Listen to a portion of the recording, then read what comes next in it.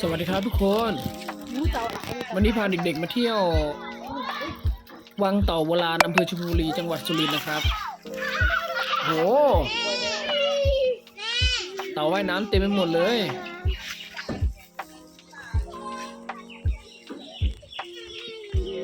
เยอะมากๆ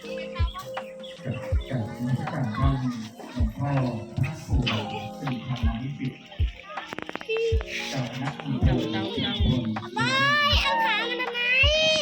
มันจะล้มไปมันไปที่กราบดวงวิญญาณของพ่อไปจะไม่ช่วยมันเลยเอาไว้เล็ก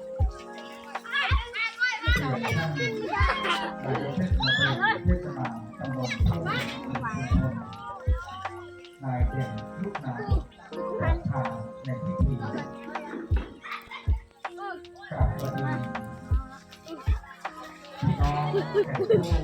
มีเกียรติทุกท่าน ที่ตาที่งานเต่าเห็น